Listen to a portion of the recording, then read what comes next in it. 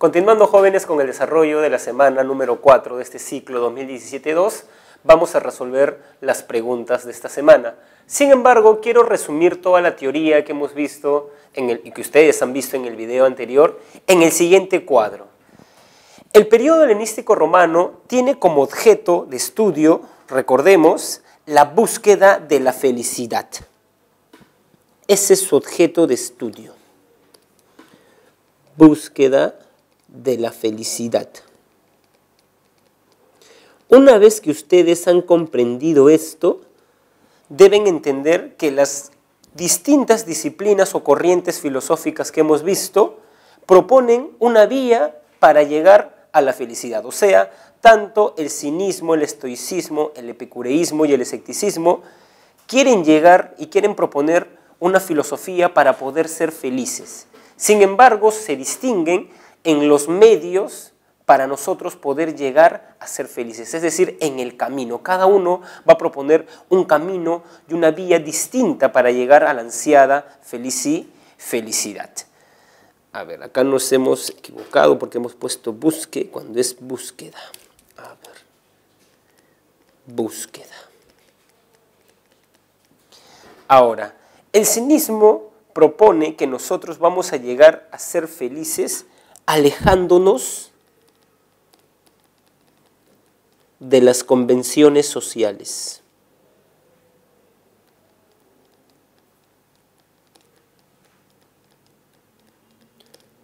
Volviendo a la naturaleza. Y por eso ellos proponen que debemos imitar a los animales, en específico a los perros. De ahí viene el nombre cinismo, kainos, perro. El representante es Diógenes, el cínico.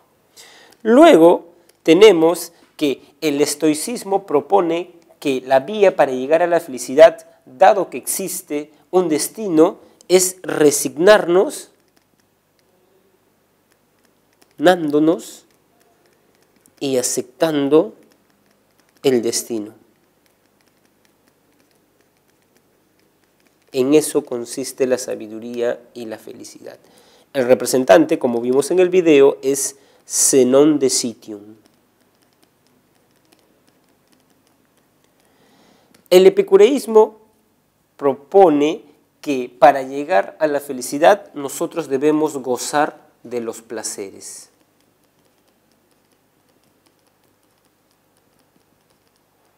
Y precisamente se llama epicureísmo porque toma el nombre de su fundador, Epicuro, de Samos.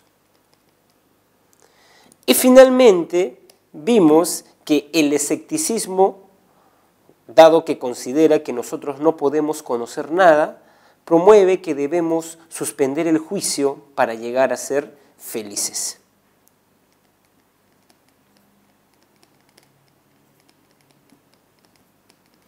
Esto se conoce como epoge. Entonces recuerden, las 4 corrientes filosóficas que hemos visto buscan la felicidad. O sea, el objeto de estudio es el mismo, todas quieren llegar a lo mismo. Sin embargo, se distinguen en la vía que cada una propugna para llegar a la felicidad. El cinismo alejándonos de las convenciones sociales, el estoicismo aceptando el destino, el epicureísmo gozando de los placeres y el escepticismo suspendiendo el juicio. Una vez teniendo claro este escenario, nos vamos a abocar a resolver las preguntas. Y tenemos la pregunta número 1, que dice lo siguiente. Determine la verdad V o falsedad de las siguientes proposiciones relativas a la filosofía helenístico-romana. Primero, los filósofos helenísticos tuvieron un interés especial por la problemática del origen del cosmos. ¿Eso es verdadero o falso? A ver, hagamos un recuento de la historia de la filosofía. Nosotros hasta el momento hemos visto 4 periodos. El primer periodo es el periodo cosmológico, que tiene como objeto de estudio el origen del cosmos, que en griego se dice argé. Luego vimos el periodo antropológico, que tiene como objeto de estudio al hombre. La virtud en griego es arete del hombre. Luego vimos el periodo de los grandes sistemas, Platón y Aristóteles, que tenían como objeto de estudio el ser. Y finalmente, acabamos de tener la clase del periodo de las escuelas helenístico-romanas. Que el objeto de estudio, como lo dije en la pizarra anterior, donde resumí estas escuelas, es la felicidad. Entonces, si una pregunta nos dice lo siguiente: los filósofos helenísticos tuvieron un interés especial por la problemática del origen del cosmos, eso es falso, porque el periodo que tuvo como objeto de estudio el origen del cosmos es el cosmológico. Pero te están preguntando la filosofía helenístico-romana. 2. Epicuro valoraba la amistad como uno de los placeres superiores. Eso es verdadero. Para Epicuro, la amistad es uno de los placeres superiores por dos razones. Primero, porque perdura en el tiempo. Y segundo, porque usualmente no acarrea dolor como sí lo hace el amor, dice Epicuro. Para Epicuro, el amor en algún momento acarrea dolor y es efímero, no perdura en el tiempo, a diferencia de la amistad. 3 dice: para los neoplatónicos es posible concebir realidades suprasensibles. Recordemos que los neoplatónicos, y de ahí viene su nombre, replantean la filosofía de Platón. Y para Platón, como lo vimos en la clase de la semana número 3, existen dos realidades: el mundo de las ideas y el mundo sensible.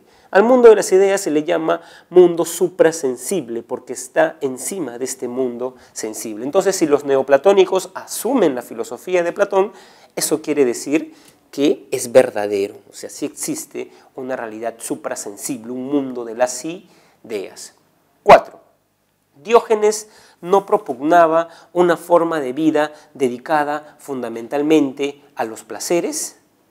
Bueno, para Diógenes, la forma de vida que nos conduciría a la felicidad consistía en alejarnos de las convenciones sociales y volver a la naturaleza. En ese sentido decía que debíamos imitar la forma de vida de un perro, pero debíamos imitar la forma de vida de un perro no tanto en seguir los placeres, sino en la despreocupación que tienen estos animales. Por ende es verdadero.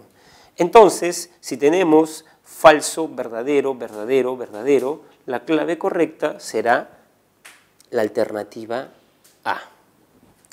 Muy bien, pasemos a la pregunta número 2, que formula lo siguiente. Para los escépticos, la duda representaba una que debía asumirse debido a que resulta imposible juzgar la realidad a partir de criterios como la verdad y la falsedad. A ver, esto me permite, remarcar una característica fundamental, de estas 4 escuelas helenístico-romanas, no solamente del escepticismo, que para este periodo de la filosofía, la misma filosofía era considerado un modo de vida.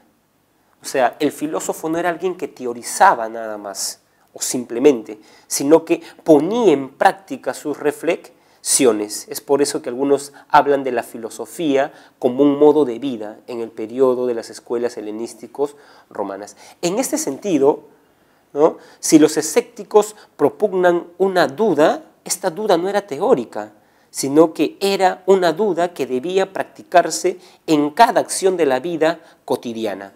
Por ejemplo, si alguien nos pregunta sobre cualquier asunto, por ejemplo, de qué color es un árbol que vemos en determinado parque, el escéptico suspendería el juicio, o sea, no daría ninguna afirmación, porque dado que los sentidos y la razón son facultades limitadas y no podemos conocer la realidad, no debemos ni afirmar ni negar nada.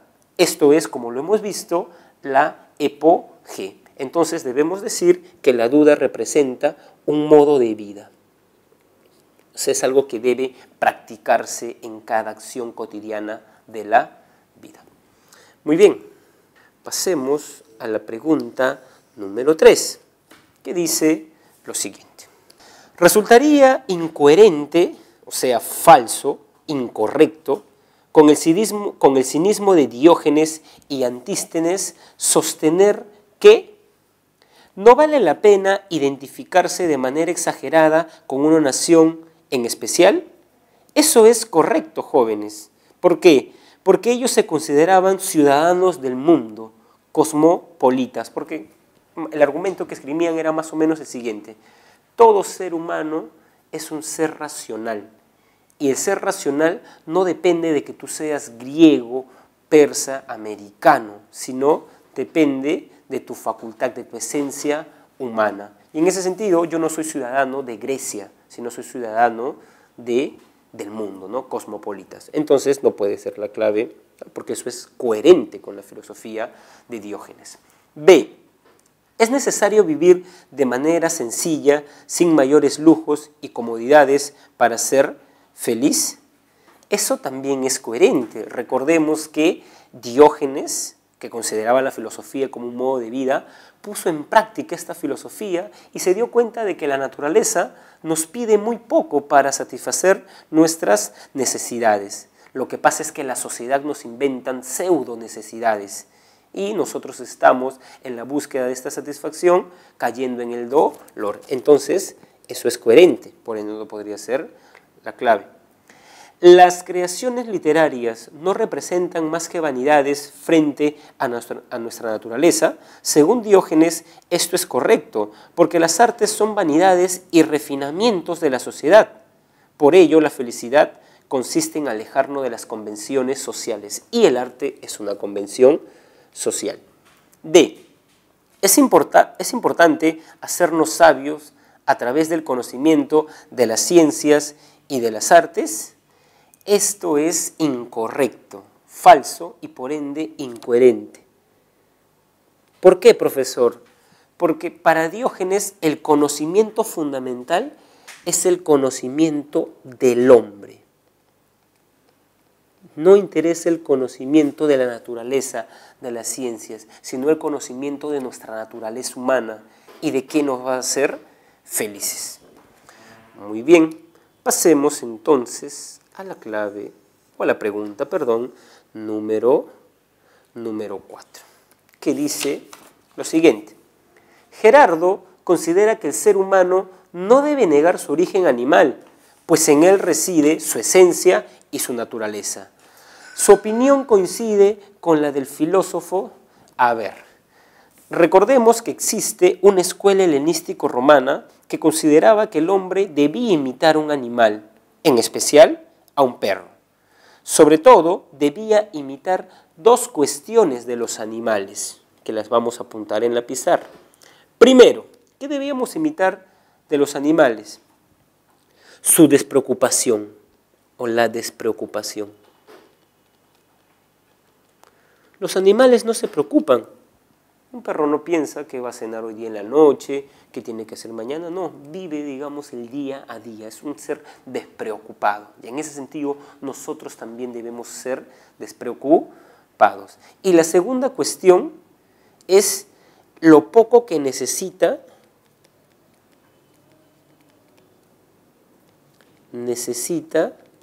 para ser feliz. El perro necesita cosas elementales para ser feliz: comida, agua y sacarlo al parque.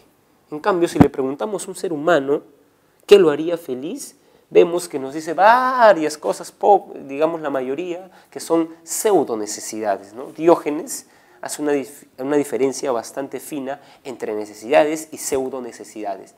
Las necesidades nos lo exige la naturaleza y las pseudo necesidades nos lo exige la sociedad. Por ello, consecuente con sus ideas, Diógenes imitaba la vida de un perro. No tenía posesiones y vivía en un barril. En ese sentido, la escuela helenístico-romana a la cual hace referencia la pregunta es el cinismo, que tiene como representante a Diógenes el cínico. Muy bien, pasemos a la pregunta número 5. Según Juan Pablo, ¿es posible alcanzar un conocimiento seguro de Dios y del alma? Porque las facultades cognitivas de los seres humanos no conocen límites. Con relación a esta opinión, un escéptico como Pirrón, o sea, nos están preguntando sobre el escepticismo. ¿Qué diría un escéptico frente a la frase o digamos el pensamiento de una persona que sí cree conocer a Dios? Recordemos, a ver rápidamente, escepticismo.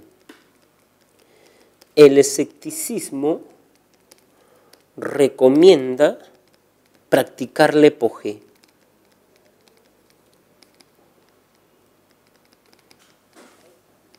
Practicar la epogé. ¿Qué es la epogé? Suspensión del juicio. ¿Qué es la suspensión del juicio? No emitir opiniones sobre el mundo, no afirmar ni negar nada.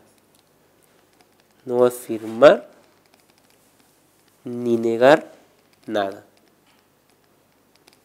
Claro, porque si no podemos conocer el mundo, lo más sensato es quedarnos callados cuando nos preguntan algo. En ese sentido, si alguien nos pregunta, ¿Dios existe? ¿No? Esta pregunta, ¿existe Dios? Hay personas que dicen sí, son creyentes, hay personas que dicen no y son ateos. Un escéptico no podría ser ni creyente ni ateo, porque él se quedaría callado, suspendería él el juicio. A ver, ¿qué clave, ¿no? ¿Qué clave dice lo que nosotros hemos sugerido en esta explicación? Vamos a ver. A.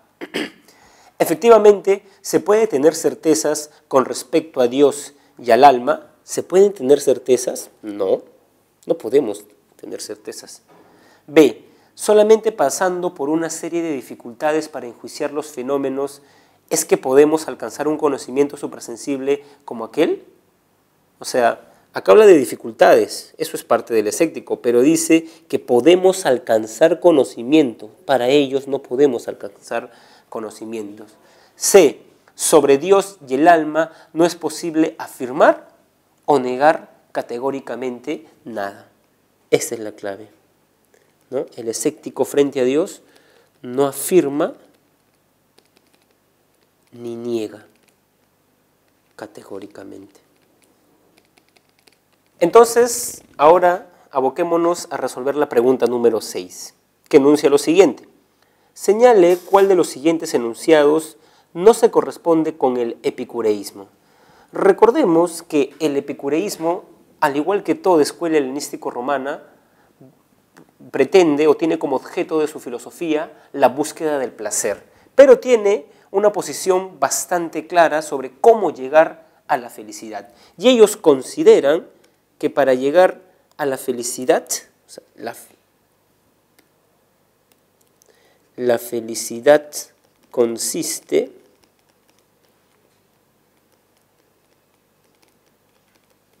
en gozar de los placeres. Y claro, uno podría decir, profesor, pero en todo el curso de filosofía hasta el momento hemos visto que los filósofos pretenden dominar los placeres. Entonces ahora tenemos un filósofo que nos habla de los placeres, pero habría que entender qué entiende Epicuro por placer. Primero, que el placer es la ausencia del dolor. Entonces es una visión negativa, la ausencia del dolor. Y segundo, que Epicuro tiene una división de los placeres bastante conocida, donde dice que hay placeres, o sea, dice que el hombre es un compuesto de cuerpo y alma. Y en este sentido tenemos placeres del alma y placeres del cuerpo. ¿Cuáles son los placeres que nosotros como seres humanos debemos buscar fundamentalmente? Los placeres del alma. Y a esto los llama placeres superiores. En cambio tenemos que los placeres del cuerpo son placeres inferiores. O sea, para Epicuro, un ser humano que solamente busca los placeres del cuerpo no estaría cultivando lo propio del hombre, que es su alma, ¿no? Está bien, somos una unidad de cuerpo y alma, pero los placeres fundamentales son los placeres del alma. ¿Cuál es la clave que sugiere esto? A ver. A. La vida buena se alcanza a través del placer. Eso es correcto. B. La felicidad se vincula con la armonía entre el cuerpo y la mente. Eso es correcto. La búsqueda de la sabiduría representa el placer superior. Por supuesto, porque es un placer del alma. ¿Debemos evitar el dolor para alcanzar un modo de vida óptimo? O sea, esto es correcto para Epicuro. Y la E. ¿Valoraba de manera semejante las distintas formas de placer? O sea, todos los placeres tienen el mismo valor. No hemos visto que hay placeres superiores, los del alma, y placeres inferiores. Por ende, la clave es la E. Pregunta número 7. Para él, el hombre puede ser libre aunque su cuerpo se encuentre encadenado. Por ello, la esclavitud no debe ser asumida como una condición por medio de la cual se hace imposible alcanzar la sabiduría y la tranquilidad del alma. Recordemos que existía una escuela que consideraba que el destino existía y por ende la felicidad consistía en resignarnos y aceptar el destino. Sin embargo, ¿qué ocurre cuando el destino nos ha hecho esclavos? ¿Cómo afrontar esto? El estoicismo, que es la escuela a la cual estoy haciendo referencia, nos diría que nuestro cuerpo podrá estar encadenado, pero a través de nuestra actividad racional podemos ser libres. En este sentido, no es casualidad que haya existido un filósofo estoico que haya sido esclavo. Me refiero a Epícteto. Epícteto era un filósofo romano, pero que era esclavo. Y claro, él aceptaba su destino como esclavo, pero luego, ¿no?, dijo que uno puede ser libre mediante la razón. Entonces, la pregunta está haciendo referencia al estoicismo. Y lo paradójico del estoicismo es que hay un esclavo como filósofo estoico, pero también hay un emperador que fue un filósofo estoico, Marco Aurelio, que precisamente tenemos una lectura de él el día de hoy. Finalmente, la pregunta número 8, que dice lo siguiente. Como continuadores de la tradición platónica, los neoplatónicos defendieron la de la realidad suprasensible, así como también la del alma. A ver, recordemos que para Platón existían dos realidades, la realidad sensible o mundo sensible y la realidad inteligible, suprasensible, mundo de las ideas o mundo de las ideas. Sin embargo, recordemos también qué decía Platón sobre el mundo suprasensible, que era trascendente. ¿Qué quiere decir que una idea sea trascendente? Que cuando yo veo un caballo, la esencia de este caballo es la idea de caballo, pero la idea de caballo no se encuentra en el caballo, sino que lo trasciende. ¿Dónde se encuentra? En el mundo suprasensible, en el mundo de las ideas. Muy bien, y también para Platón el alma era inmortal. Recuerden la definición que da Platón del hombre. El hombre es un alma inmortal prisionera en un cuerpo. Entonces el alma es inmortal. Entonces lo que debemos hacer es buscar en las claves una alternativa que conjugue trascendente, haciendo referencia a la realidad suprasensible, inmortal, haciendo referencia al... Y esa alternativa es la clave Y como ya lo había adelantado, tenemos una lectura del filósofo estoico Marco Aurelio, que fue emperador de Roma. Veamos qué nos dice Marco Aurelio. Al amanecer, cuando de mala gana y perezosamente despiertas, acude puntual a ti este pensamiento: despierto para cumplir una tarea propia del hombre. Voy, pues, a seguir disgustado si me encamino a hacer aquella tarea que justifica mi insistencia y para la cual he sido traído al mundo. Miren, y para la cual he sido traído al mundo. O sea, él ya asume, como los estoicos, que existía un destino. Hay una tarea para la cual tú estás en este mundo y debes cumplir esa tarea, aceptándola y resignándote frente a tu destino. Continuemos con la lectura. ¿O es que he sido formado para calentarme reclinado entre pequeños cobertores? O sea, ¿o es que he sido formado para dormir? ¿No? Y alguno diría, dice Marco Aurelio, pero eso es más agradable. ¿Has nacido, pues, para deleitarte? Y en suma, ¿has nacido para la pasividad o para la actividad?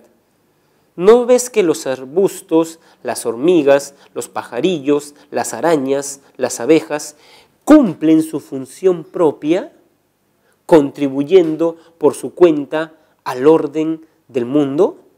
O sea, todo el mundo está ordenado por una razón que le da una función propia a cada elemento, a cada ente del mundo. Continuemos con la lectura. Y tú entonces rehusas lo que es propio del hombre, no persigues con ahínco lo que está, de nuevo acá la idea, de acuerdo con tu naturaleza, mas es necesario también reposar, diría alguno. Lo es, también yo lo mantengo, pero también la naturaleza ha marcado límites al reposo, como también ha fijado límites en la comida y en la bebida, y a pesar de eso, ¿no superas la medida excediéndote más de lo que es suficiente? Y en tus acciones no solo no cumples lo suficiente, sino que te quedas por debajo de tus posibilidades. Por consiguiente, no te amas a ti mismo, porque en aquel caso amarías tu naturaleza y tu propósito. Marco Aurelio, en su famoso libro Las Meditaciones. A ver, como lo he sugerido en la pizarra, hay que recordar que para los estoicos existía un destino, y en este sentido la felicidad consistía en resignarnos y aceptar nuestro destino. Ahora, en el texto se defiende que aceptar el destino es preguntarse ¿para qué tarea he sido traído al mundo? Es decir, ¿cuál es mi función propia? ¿No? Lo dice explícitamente. En el texto se traduce cuál es tu destino por cuál es tu función propia, como la de las hormigas, los pájaros, la araña. Claro, responder a esta pregunta implica que algunos digan, sí, pero yo también necesito dormir, necesito comer, pero Marco Aurelio dice que ese no es el fin propio del hombre. Incluso sostiene que la naturaleza nos pide poca comida, bebida y sueño. Sin embargo, el hombre se desmesura en ello. En realidad, me parece bastante interesante que un emperador piense así, pues Marco Aurelio, como emperador, podía desmesurarse en el reposo, en la comida y en la bebida. Sin embargo, considera que este no es el fin del hombre porque esto nos une a los animales. Tú tienes que cultivar lo que es propio en el hombre, la actividad racional. A ver, con estas dos ideas que hemos remarcado, vayamos a resolver las preguntas. Pregunta número 1. Por algunos de los tópicos que aborda el texto anterior se puede asociar con la escuela. Habla de un destino, habla de la función propia. Entonces es la escuela estoica. La clave la C. Pregunta número 2. Del texto anterior se desprende que para el emperador romano Marco Aurelio, el destino que le corresponde a la naturaleza humana se vincula con la actividad racional. ¿Por qué? Porque es lo propio del hombre. Muy bien, jóvenes, entonces hemos bosquejado los lineamientos generales y las ideas principales de este periodo de las escuelas helenístico-romanas, que en realidad tiene una idea bastante importante que un poco la filosofía actual ha perdido, la filosofía como un modo de vida. La filosofía, en ese sentido, no es pensar bien, sino pensar bien para vivir bien. O sea, es una práctica la filosofía. Recuerden esta idea que es bastante importante de este periodo de la filosofía.